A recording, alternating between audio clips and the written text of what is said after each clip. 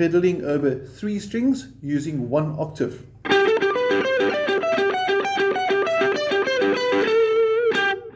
Sorry about the little, I just think it sounds cool. Okay, now what we're doing there for the exercise is we're taking the G major scale, so in other words this note is G, and that is fret 12 on the 3rd string. Okay, so the note G as we said, and we're going to go through the notes G, A, B, C, D, E, F sharp, and onto the octave G again.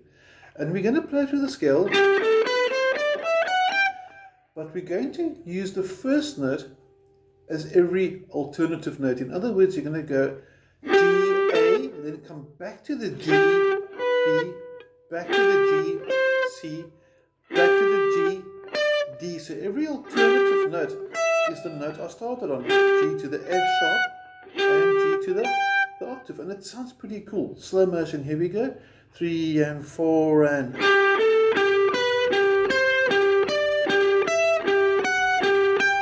like that. Now obviously you normally play your scales ascending and you play it descending. So how about playing it in one sweep, in other words in one succession? You got that? Maybe you practice it once or twice. And then add that same pedaling concept to that. So the whole way through, as you ascend and descend, every alternative note is the first finger which is tapping away on the side. It needs coffee. Okay. And this is going to sound something like this. 3 and 4 and...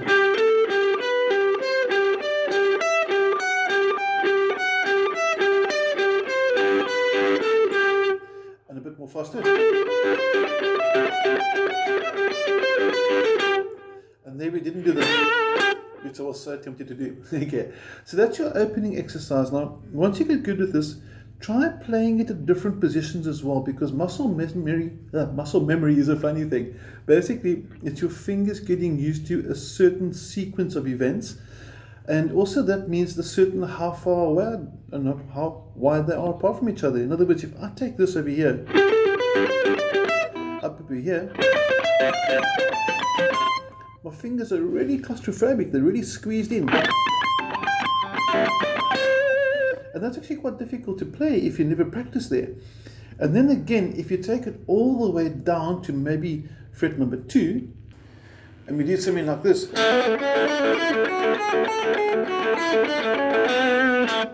There's a little string bend again. The fingers are much wider apart. So by practicing at different places, several things happen. First of all, your muscle memory, the sequence of fingers gets reinforced. But you're also exposing your ear to different keys. Like that, for example, would be A major. I could do it over here for C major. C major. I can play it over here from F major, G major. And as you work your way up, you're not getting so much used to the notes, but the intervals, in other words, the distances from the notes to each other, but also getting to have your fingers really claustrophobically cramped together. And also a bit more wider apart as you're working your way down the guitar neck.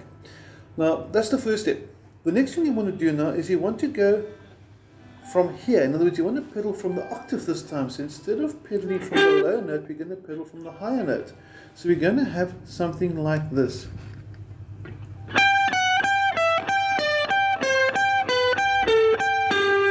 And the trick over there is to get that little hop with my pinky nice and clean, so this doesn't happen.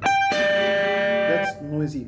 So also when you're practicing, try and use a bit of overdrive, bit of gain, so that if you've got any unnecessary unwanted string noise, your gain will make it aware. So you'll actually hear if the string noise. So that actually helps get your picking and your articulation with your fingers to be a lot more accurate. Okay, so here we go backwards. And then you can go backwards and forwards, so slow motion.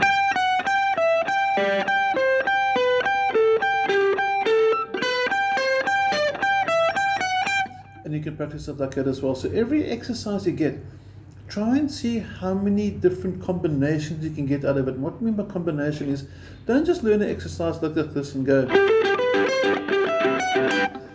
Try and sort of play it backwards, try and play it forwards, try and invert it.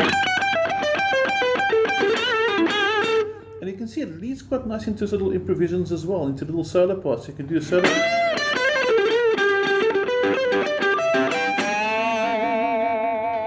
So it's nice that you can actually employ these exercises and actually incorporate them into your normal playing as well. They're not just finger disciplines, okay? Also nice for string skipping as well. A whole lot of reasons why you want to get this going. And I hope you enjoy the exercise, and I hope you have an awesome week. Take care.